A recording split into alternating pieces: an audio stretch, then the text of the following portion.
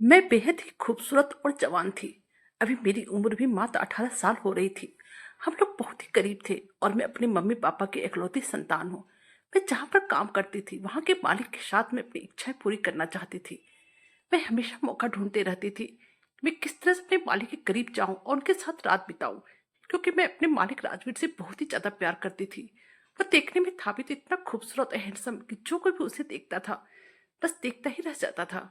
काफी दिनों के इंतजार के बाद आज मुझे वो मौका मिल ही गया था, जिससे कि मैं अपने मालिक को अपनी बस में कर सकती थी। आज सुबह से बारिश इतनी तेज हो रही थी, ऐसा लग रहा था जैसे ये बारिश कोई बहुत बड़ा तूफान लेकर आने वाला है। मौसम एकदम से सुहावना हो गया था और बारिश के कारण अचानक से मौसम पूरा ठंडा हो गया था। मैं कमरे में सोई थी, लेकिन तेज बारिश के कारण मुझे नींद नहीं आ रही थी। इसलिए मैं अपने मालिक के कमरे में चली गई और जाकर उनके बगल के बेड पर लेट गई। मेरे पास ओढ़ने के लिए चादर नहीं था और राजवीर कंबल ओढ़े सोया था। मुझे इतनी ज्यादा ठंड लगने लगी कि मुझसे अब ठंड बर्दाश्त नहीं हो रही थी और मुझे जोर जोर की बारिश होने के कारण डर भी लग रहा था। और फिर अचानक बिंदास सोचे समझे मैं डर के मारे राजवीर के कंबल के नीचे आ गई। थोड़ी देर बाद जब मुझे अच्छा लगने लगा, तब मैं इंतजार करने लगी कि राजवीर मेरे साथ कुछ तो करे, लेकिन वह तो अपनी जगह से हिला भी नहीं था। और अब मैं ही अचानक सटकर उसका हाथ पकड़ लिया और राजवीर को कहा, आज मुझे बहुत ही ठंड लग रही है। और ये कहकर मैं एकदम से उसके करीब होते चली गई। फिर मैंने उससे कहा कि अब मुझसे रहा नहीं जाता है, मैं बहुत ही अकेली हूँ और मेरे इस अकेलेपन को आज रात तुम दूर कर दो। लेकिन राजवीर मेरी बात सुनकर मुझसे दूर हटने लगा और मैंने देखा कि उसके चेहरे पर डर साफ नजर आ रहा था, परंतु मेरे मन मस्तिष्क में तो सिर्फ राजवीर छाया हुआ था और मैं इस मौके को हाथ से जाने नहीं देना चाहती थी। वो मुझे रोक रहा था और मुझे कहने लगा, नहीं मनीषा प्लीज रुक जाओ, ऐसा मत करो। परंतु मैं उसकी तरफ प्यास भरी नजरों से देखने लगी और फिर धीरे धीरे उसके शर्ट का बटन खोलकर उसके एकदम से करीब चली गई। और फिर जैसे ही मैंने अपना हाथ उसके कि मेरे मुंह से चीख निकल गई और मैं एक ही पल में बेड पर से उठकर बेतहाशा घर की तरह निकलकर रोड पर उस बरसाती तूफानी रात में दौड़ने लगी, क्योंकि उसका वह इतना भयानक था कि मेरा नाम मनीषा है और मैं इस घर की नौकरानी हूँ। मुझे इस घर में काम करते हुए पूरे 2 साल बीत चुके हैं। जब मैं मात्र 18 साल की थी, उसी वक्त मुझे इस घर में काम करने के लिए लाया गया था। मेरे मम्मी पापा बहुत ही करीब थे और मैं अपने मम्मी पापा की मदद करने के लिए इस घर में खुशी खुशी काम करने के लिए आई थी। मुझे यहाँ पर रहकर काम करना था। महीने में एक बार मैं अपने मम्मी पापा के पास उनसे मिलने के लिए चल जा सकती थी, या फिर अगर मुझे ज्यादा अपने मम्मी पापा की याद आती तो भी मुझे उनसे मिलने की इजाजत थी। जब भी मैं पहली बार इस घर में आई थी तो यहाँ के मालकिन का बेटा राजवीर, जो कि उस समय 20 साल का था, उसके साथ मेरी थोड़ी बहुत दोस्ती हो गई थी। लेकिन मुझे इस बात का जरा भी अंदाजा नहीं था कि ये दोस्ती मेरे लिए कब प्यार में बदल जाएगा। मुझे खुद भी पता नहीं चला। मुझे एक जरा भी अंदाजा नहीं था कि मेरी आने वाली जिंदगी क्या मोड़ लेगी। मुझे तो बस इस घर में मालकिन की देखभाल के लिए लाया गया था, क्योंकि मालकिन की तबीयत कुछ ठीक नहीं रहती थी और मुझे घर के कामों के साथ साथ मालकिन की भी देखभाल करनी पड़ती थी। और इन सब चीज़ों के लिए मेरी मम्मी पापा को अच्छे खासे पैसे मिल रहे थे। मैं बहुत खुश थी कि कम से कम अब मम्मी पापा को 2 वक्त का खाना तो आराम से मिल ही सकता है। मालकिन का बेटा राजवीर, जो कि मुझसे उम्र में बड़ा था, जब मैंने उसे पहली बार देखा था, उसकी गंभीरता और शालीनता ने मेरे दिल को और दिमाग पर एक अलग ही छाप छोड़ा था। वह हमेशा अपने में ही खोया रहता था और बिल्कुल ही अलग अलग सा रहता था। ऐसा नहीं था उसके पास वक्त की कमी थी, लेकिन जब भी वह घर पर होता तो मैं उसे बिल्कुल शांत देखती थी। मैं बहुत कोशिश करती थी कि राजवीर मुझसे खुलकर बातें करे, लेकिन वह तो बिल्कुल ही चुप रहता था। उसकी आंखों में मुझे हमेशा एक अजीब सा डर नजर आता था। उसे देखकर मुझे ऐसा लगता था कि उसके दिल में कोई तो बात है जो वह किसी को बताना तो चाहता है, पर बता नहीं पा रहा है। उसकी आंखें भी एकदम से खामोश थी, जैसे कि उसके अंदर बहुत कुछ समाया हो। और यही सब कारण था कि धीरे धीरे मेरे दिल में उसके लिए कुछ खास भावनाएं पनपने लगी। राजवीर के साथ मेरा अधिक संपर्क नहीं होता था, परंतु जब वह घर पर होता था तो मैं कोशिश करती थी कि उसे नजर ना आऊं। शायद मैं उसे डरती थी कहीं वह मेरे दिल की बात ना जान जाए, वह मेरी आंखों को न पढ़ ले जिसमें कि अब उसके लिए कुछ था। लेकिन मेरी यह कोशिश हमेशा सफल नहीं होती थी। कई बार मैंने भी उसे मुझे देखते हुए महसूस किया था। उसकी निगाहों में एक अजीब सा आकर्षण था जो मुझे और भी उलझन में डाल देती थी। मुझे आज भी वो दिन याद है जब एक दिन मालकिन की तबीयत बहुत ही ज़्यादा खराब हो गई थी। मालकिन की हालत को देखकर राजवीर बहुत ही चिंतित और परेशान था। उसने तुरंत डॉक्टर को बुलाया और डॉक्टर के सामने हाथ जोड़कर गिड़गिड़ाने लगा और कहने लगा, डॉक्टर साहब, चाहे कुछ भी कीजिए, परंतु प्लीज मेरी माँ को ठीक कर दीजिए। मेरी माँ के अलावा मेरे इस दुनिया में कोई भी नहीं है। उस समय राजवीर की आवाज में जो दर्द था उसे सुनकर और देखकर मेरा कलेजा फटने लगा था। मैं उस वक्त किचन में मालकिन के लिए पानी गर्म कर रही थी और फिर उसी दिन से मेरे दिल में राजवीर के लिए और भी सम्मान बढ़ गया था। उस दिन के बाद से राजवीर मुझे और भी करीब से देखने लगा था। वो जब भी घर पर होता था तो उसकी नजरें मुझे तराशती रहती थी। मैं नहीं जानती थी कि वह मेरे बारे में क्या सोचता है, लेकिन उसकी नजरों से जो कुछ भी था वह मुझे हर बार और भी उलझन में डाल देता था। और फिर एक दिन जब मैंने सुना कि मालकिन की हालत और बिगड़ गई है, तो मेरे दिल में एक डर सा बैठ गया। मैं मालकिन के पास गई तो मैंने देखा कि मालकिन बहुत ही ज्यादा कमजोर हो गई थी। मैंने पूरी जी जान लगाकर उनकी सेवा करनी शुरू कर दी, लेकिन मेरी यह कोशिश नाकाम रही और करीब एक हफ्ते के बाद ही मालकिन हमें छोड़कर सदा के लिए चली गई। उस दिन राजवीर की आंखों में जो दर्द था उसे देखकर मेरा दिल बुरी तरह से टूट चुका था। लेकिन मालकिन के जाने के बाद मुझे इस बात का भी डर था कि अब राजवीर कहीं मुझे निकाल ना दे। आखिरकार अब इस घर में मेरी जरूरत ही क्या थी। लेकिन जब राजवीर ने मुझसे कहा मैं यहाँ काम जारी रख सकती हूँ, तो मेरे दिल को राहत मिली। मुझे खुशी इस बात की थी मैं अब उसके और भी करीब रह सकती थी। लेकिन एक डर यह भी था, वह जानता था कि मैं उसे पसंद करती हूँ। मैं करीब 2 साल से इसी घर में रह रही थी और मेरे रहने के लिए छोटा सा कमरा भी था जहां मैं रात में सो जाती थी। मैं मालकिन की मौत के बाद ही राजवीर के और भी करीब रहने लगी थी। मैं जवान हो चुकी थी और मेरा बाहर कहीं आना जाना भी नहीं था। मेरे सामने बस राजवीर था, जो कि अब 22 साल का एक जवान लड़का बन चुका था। मैं उसे खुश करने का कोई भी मौका नहीं छोड़ती थी, पर न जाने क्यों वह मुझसे दूरी बनाए रखता था। बातों बातों में मैं कभी उसका हाथ पकड़ लेती तो वह मेरा हाथ झटका देता था और मुझसे कहता था कि तुम मुझसे दूर रहा करो। मैं प्यार से उसका दिल जीतना चाहती थी, इसलिए उनके लिए तरह तरह का पकवान भी बनाती थी। पर मुझे समझ में नहीं आता था कि आखिर मेरे अंदर क्या कमी है, या फिर उसके अंदर कुछ कमी है जिस वजह से वह मुझसे इतना दूर रहता है, जबकि चोरी चोरी छुप छुप कर मुझे देखता भी है। लेकिन बहुत जल्दी मुझे वो मौका मिल गया था राजवीर के करीब जाने का।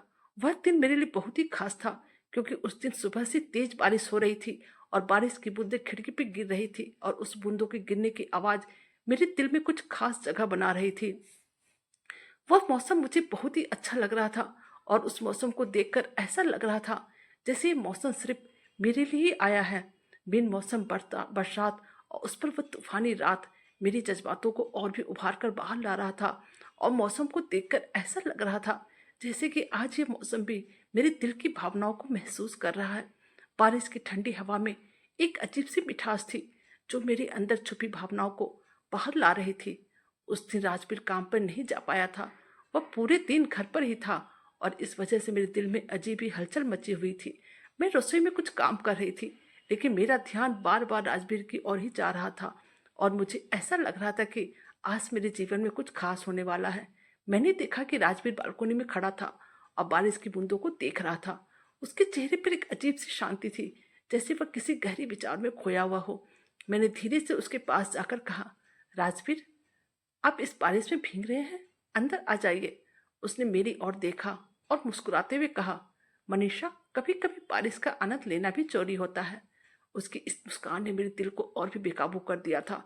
फिर मैंने धीरे से कहा, लेकिन अगर आप बीमार पड़ गए। परंतु मेरी बातों का अनसुना करते हुए राजवीर ने कहा, तुम भी आओ और साथ में चलो, आंगन में चलकर इस बारिश का मजा लेते हैं। उसकी यह बात सुनकर आज मैं थोड़ी चौंकी थी, लेकिन फिर मैंने सोचा कि शायद यह मौका फिर दोबारा ना मिले। फिर हिम्मत जुटाकर मैं राजवीर के साथ आंगन में चली गई और वहां पर हम दोनों बारिश में खड़े होकर ठंडी ठंडी बूंदों का आनंद लेने लगे। वह बूंदें मेरे दिल को एक नया ऊर्जा प्रदान कर रही थी। थोड़ी देर भीगने के बाद राजवीर मुझे कहने लगा, मनीषा, क्या तुमने कभी सोचा है कि बारिश में भीगना कितना खास होता है? उसका यह सवाल सुनकर मैं अचंभित हो गई। मुझे कुछ समझ में नहीं आया और फिर मेरे मुंह से केवल हाँ ही निकला। इससे पहले कि राजवीर मुझे और कुछ कहता, मैंने कहा, राजवीर, मुझे आज बहुत ही डर लग रहा है और देखो आज का मौसम तो क्यामत ला रहा है। अगर तुम बुरा ना मानो तो क्या मैं तुम्हारे कमरे में आज की रात सो जाऊं? यह सुनकर उसकी आंखें बड़ी बड़ी हो गई और न जाने क्या मन ही मन सोचने लगा था। ऐसा लग रहा था वह चाहता भी है और नहीं भी चाहता है कि मैं उसके कमरे में सोऊं। वह मुझे कुछ भी जवाब नहीं दे रहा था और मैं उसके भाव देखकर काफी चिंतित हो गई थी कि कहीं मुझे इसलिए तो अपने आप से दूर नहीं रखना चाहता क्योंकि मैं गरीब घर की लड़की हूँ और मेरे मम्मी पापा मेहनत मजदूरी करते हैं अपनी माँ की तरह। मैं काफी खूबसूरत और हसीन थी और इस उम्र में भी मैं अपने जज्बातों पर काबू नहीं रख पा रही थी। मुझे ना ही स्कूल जाना था और ना ही मेरी जिंदगी का कोई मकसद था। बस माँ ने काम पे लगा दिया था और मैं काम कर रही थी। कभी कभी अपने घर वालों से मिलने तो चली जाती थी पर मैं बहुत ही अकेली थी। मुझे कोई चाहिए था जो मुझसे प्यार करे। शायद उम्र की वजह से ऐसा था। मुझे अपनी जिंदगी में एक लड़का चाहिए था और मेरे सबसे करीब राजवीर था। अंजाम की परवाह किए बिना मैंने उससे कह दिया था कि मैं आपके कमरे में सोना चाहती हूँ। मेरे मन में तो यह था कि मैं उसे हासिल कर लूं, पर थी तो मैं नादान। थोड़ी देर बाद सोचने के बाद वह बोला, ठीक है तुम सो जाओ मेरे कमरे में। और फिर जब मैं कमरे के अंदर सोने आई तो मैं सोचने लगी कहाँ सोऊं। नीचे बिस्तर लगाकर या उसके साथ बेड पर। और जब मुझे समझ में नहीं आया तब मैं राजवीर की तरफ देखने लगी। उसने कहा, तुम चाहो तो बेड पर सो जाओ, बस मुझसे दूरी बनाकर रखना, या फिर चाहो तो नीचे भी सो सकती हो, तुम्हारी मर्जी है। राजवीर तो मेरे साथ इंसानियत दिखा रहा था लेकिन मैं तो उसके करीब सोना चाहती थी और बस उसे हासिल करना चाहती थी। फिर मैं बेड पर ही सो गई।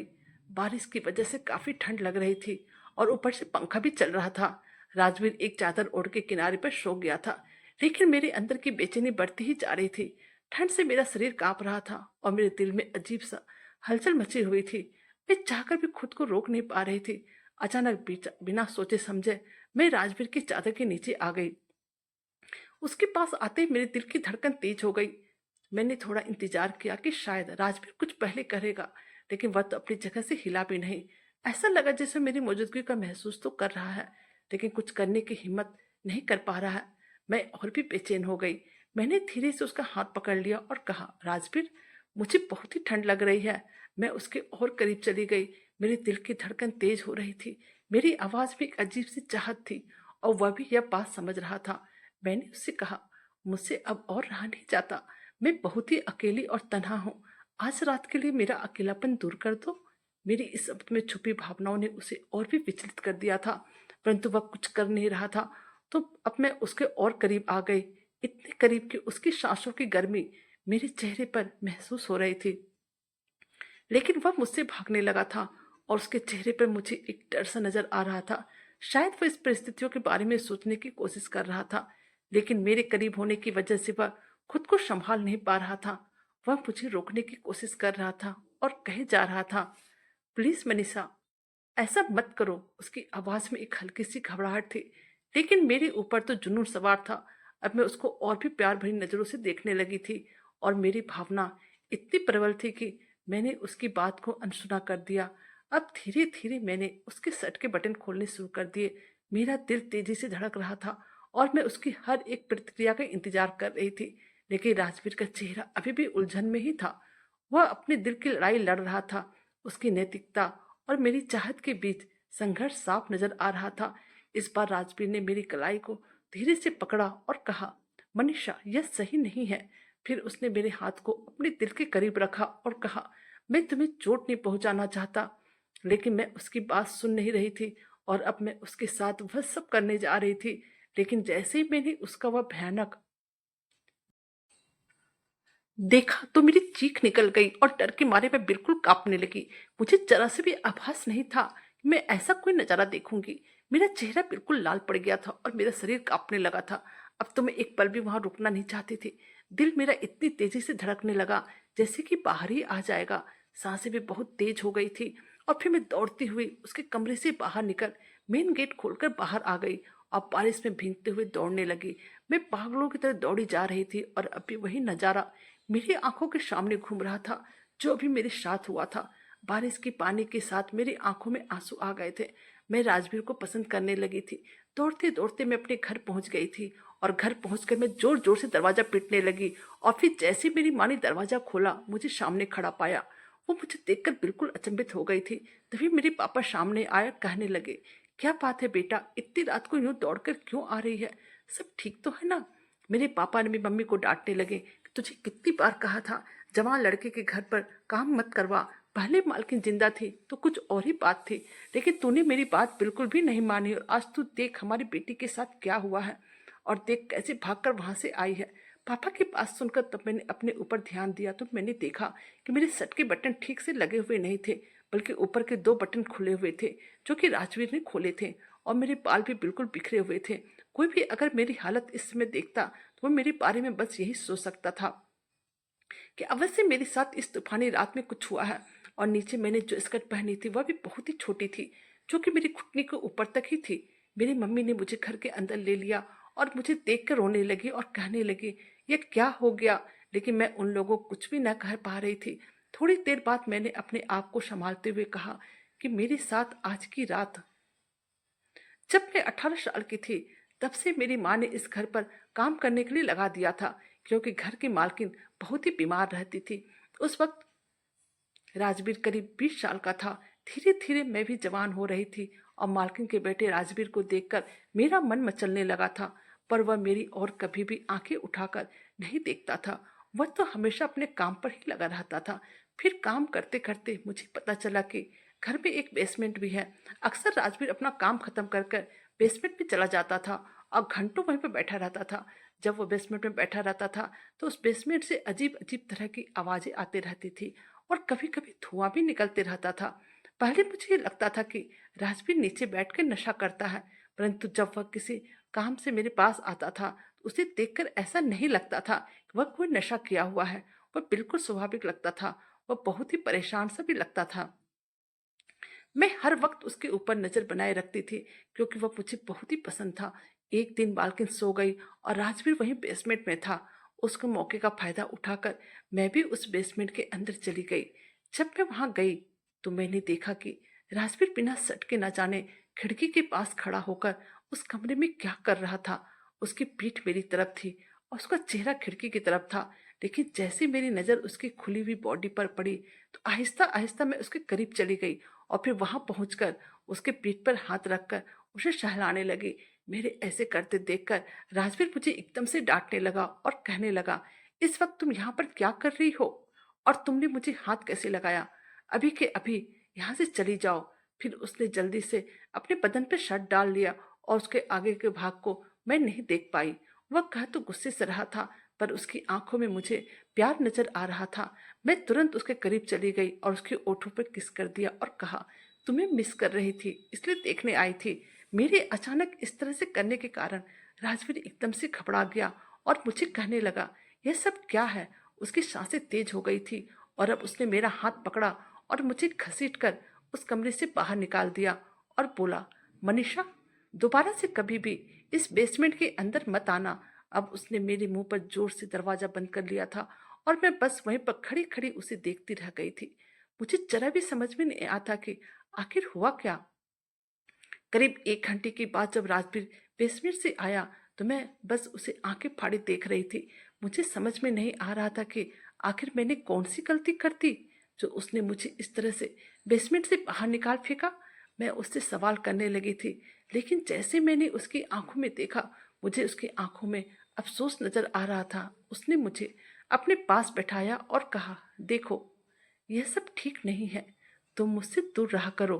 लेकिन उस दिन के बाद से ही जब भी मेरी नज़र राजवीर पर पड़ती थी मुझे ऐसा लगता था कि वह भी मुझे चाहता है, पर ना जाने क्यों मुझे अपने करीब नहीं आने देता है। गांव में हमारी अपनी जमीन थी, लेकिन जमीन एकदम कम थी। इसी वजह से पापा गांव छोड़कर शहर आ गए थे। पर मैंने पढ़ाई लिखाई नहीं की थी, इसलिए पापा मजदूरी करने लगे थे और मेरी माँ लोगों के घरों में काम करती थी। आर्थिक स्थिति सुधारने के लिए मेरे पापा ने मुझे भी काम पर लगा दिया था। यहाँ पर मुझे रहने खाने के अलावा 500 मिलते थे। मुझे लगता था कि हम लोग गरीब हैं, शायद इसलिए राजवीर हमेशा मुझे अपने आप से दूर करते रहता है। लेकिन जब भी हमें कोई काम करने से मना किया जाता है हमें हमेशा और बार बार वही काम करने का मन करता है, और मेरे साथ भी यही हो रहा था। मुझे जब भी मौका मिलता मैं बेसमेंट में चली जाती थी और राजवीर की नज़र जब भी मुझ पर पड़ती तो वह मुझे डांटने लगता था। लेकिन एक दिन मैंने हिम्मत करके पूछ ही लिया, तुम वहां पर क्या करते हो। उसने मुझे सवाल का कोई जवाब नहीं दिया और अब तो वह बेसमेंट का दरवाजा भी बंद कर लेता था। लेकिन आज मैंने जो कुछ भी देखा था मेरा दिल दहल उठा था।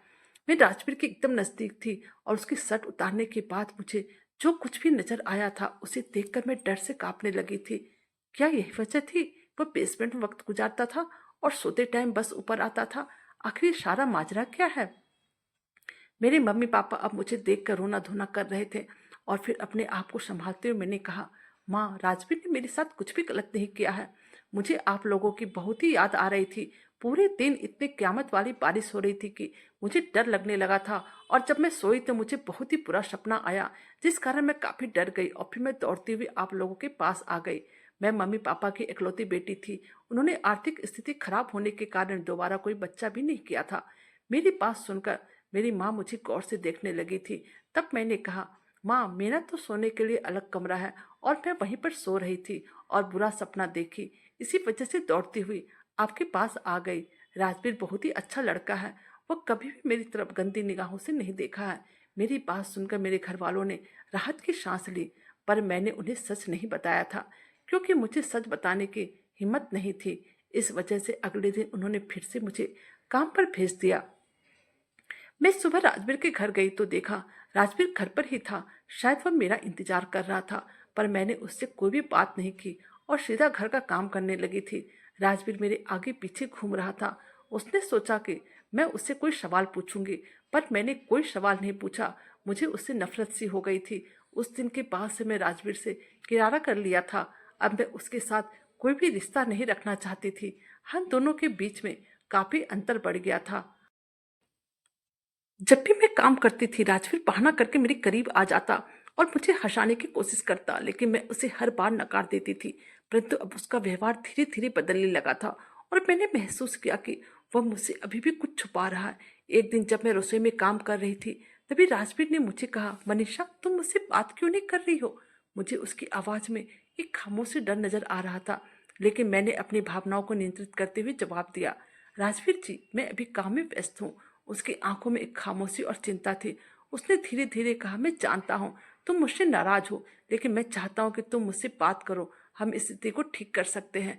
मैंने उसकी बातों पे कोई ध्यान नहीं दिया और उसे का काम पूरा करने लगी। मुझे उनके शब्दों पर विश्वास नहीं हो रहा था। मेरा मन उसे और नजदीक से जानने की बजाय उससे दूर रहने की बात कर रहा था। शाम तक वह मेरे आगे पीछे ही घूमता रहा। जब मैंने अपना सारा काम खत्म कर लिया, अचानक उसने मेरा हाथ पकड़ लिया और कहा, मैं तुम्हें सब सच सच बताऊंगा, आओ बैठो मेरे पास। उसकी बात सुनकर मैं उसकी तरफ देखने लगी थी। मैं तो उसे बहुत ही ज्यादा पसंद करने लगी थी, लेकिन जिस कदर से मेरा दिल टूटा था, अब मुझे कुछ भी सुनने और समझने का मन नहीं कर रहा था। परंतु अब राजवीर कहने लगा, जब मैं 18 साल का हुआ तो मैं बहुत ही ज्यादा गलत संगत में पड़ गया था। मैं अपने दोस्तों के साथ हर दिन गलत जगह पर जाने लगा था और वहां पे जवान औरतों के साथ रात गुजारने लगा था। मेरे पापा थे नहीं और माँ तो हमेशा बीमार ही रहती थी, इसलिए मुझे कोई भी रोकने टोकने वाला नहीं था। मैं जवानी के जोश में अलग अलग लड़कियों के साथ रिश्ता बनाता था और खूब मजे कर रहा था। उसमें मेरी क्लास की एक लड़की थी जो कि मेरे साथ ही पढ़ाई करती थी। वह बहुत ही खूबसूरत, गोरी और चिट्टी थी। मेरे दोस्त लोग उस लड़की को हासिल करना चाहते थे, लेकिन वह लड़की सिर्फ अपनी पढ़ाई पर ही ध्यान देती थी। एक दिन वह जब दोपहर के समय घर जा रही थी, तब हम दोस्तों ने मिलकर उसे अगवा कर लिया और फिर झोपड़ी में ले जाकर हम सभी ने उसके साथ गलत काम किया। वह हम लोगों के सामने बहुत ही रोई, गिड़गिड़ाई कि मुझे छोड़ दो, पर हम में से किसी ने भी उस पर दया नहीं किया। हम लोगों ने उसके साथ गलत तो किया ही, और ही साथ गंदी वीडियो भी बना ली और उसे धमकी देते हुए कहा, अगर तूने यह बात किसी को बताई तो फिर हम लोग यह वीडियो सभी को जगह वायरल कर देंगे। बस उस लड़की ने उस समय मुझे श्राप दिया कि भगवान तुम्हें इसकी ऐसी सजा देगा कि तुम सोच भी नहीं सकते हो। हमने उसकी बात को हंसकर टाल दिया था, लेकिन जब मैं घर आया तो मेरे पेट की चमड़ी में बहुत ही जलन होने लगी थी। मैंने कपड़े भिगोकर अपने पेट पर रख लिया था। न जाने चमड़ी इतनी क्यों जल रही थी और मैं उस जलन से तड़प रहा था। और कुछ ही घंटों के अंदर मेरे पेट में बड़े अजीब अजीब से दाने निकल आए। मैं डॉक्टर के पास गया था, पर दाने बहुत ही बड़े हो गए थे। डॉक्टर ने उसकी दवाइयां दी थी, पर वह ठीक होने का नाम ही नहीं ले रहा था। दाने बड़े होते चले गए और फूटते चले गए और फिर मेरा पेट ऐसा गंदा हो गया, अब मैं किसी लड़की के करीब जाने के लायक भी नहीं रहा था। मेरी हालत इतनी खराब हो गई थी, कोई लड़की मेरे करीब आते तो मुझे देखकर डर जाती थी और उसका दर्द मुझे अलग होता था। जब तुम यहाँ काम करने आई तो मैं भी तुम्हें मन ही मन चाहने लगा था, पर मैं जान गया था कि तुम मेरे साथ जब रिश्ता बनाओगी और मुझे इस तरह से देखोगी तब तुम भी और लड़कियों की तरह डर जाओगी। और कल रात वही हुआ। मैं इसका टोटका कर रहा हूँ जिसका जल्द ही जल्द ठीक हो जाए, क्योंकि डॉक्टर इसका इलाज नहीं कर पाए और इसी वजह से मैं बेसमेंट में जाता था। पहले ताने बिल्कुल बड़े बड़े हो गए थे, उसके हिसाब से यह अभी थोड़े छोटे हुए हैं। जिस तांत्रिक बाबा के कहने पर मैं टोटका कर रहा हूँ वह कह रहे हैं कि इसे ठीक होने में और 6 महीने लगेगा। उसकी बात सुनकर मैं बिल्कुल हैरान रह गई थी। मैं तो राजवीर को अच्छा लड़का समझती थी, पर उसने अपनी जिंदगी में तो इतने सारे गलत काम किए थे कि जिसके भी अभी सजा भुगत रहे थे। फिर राजवीर ने कहा मैं उस लड़की को भी तलाश कर रहा हूँ जिसने मुझे श्राप दिया था, ताकि मैं उससे माफी मांग सकूं। पर वह लड़की शहर छोड़कर चली गई है और अब तक मुझे नहीं मिल पाई है। करीब 6 महीने बाद धीरे धीरे राजवीर पूरी तरीके से ठीक हो गया था। मैंने भी इन सब में राजवीर की बहुत ही मदद की। और उसके बाद जब राजवीर पूरी तरीके से ठीक हो गया तब उसने मेरा हाथ थाम लिया। वह बोला मैंने अपनी जिंदगी में जो भी गलतियां किया है मैं उसे सुधारना चाहता हूँ और मैं तुमसे शादी करना चाहता हूँ, ताकि तुम्हारी जिंदगी भी संवर जाए और मैं भी तुम्हारे साथ खुशी खुशी जिंदगी बिता सकूं। उसने मेरे माँ बाप से मेरा रिश्ता मांग लिया था और उन्होंने भी खुशी खुशी मेरा हाथ उसके हाथ में दे दिया था। राजवीर पूरी तरीके से ठीक हो चुका था और वह अपना सबक सीख चुका था कि लड़कियों की हमेशा इज्जत करनी चाहिए और उनके साथ कभी भी जबरदस्ती नहीं करनी चाहिए। हम एक सभ्य समाज में रहते हैं और हमें मिलजुल कर रहना चाहिए। हमारी शादी के बाद हम दोनों ने मिलकर उस लड़की को खोजा और उसे मिलकर हमने माफ़ी मांगी। उसे माफ़ी मांगने के बाद राजवीर का दिल थोड़ा हल्का हुआ था। यह कहानी हमें यही सिखाती है कि अगर हमसे कभी भी कोई भी गलती हो जाती है तो अगर हम उस गलती को स्वीकार कर लेते हैं तो हमारी समस्या एक ना एक दिन खुद ब खुद सही हो जाती है। कहानी अच्छी लगे तो प्लीज़ चैनल को लाइक कीजिए, सब्सक्राइब कीजिए और शेयर कीजिए। Thank you.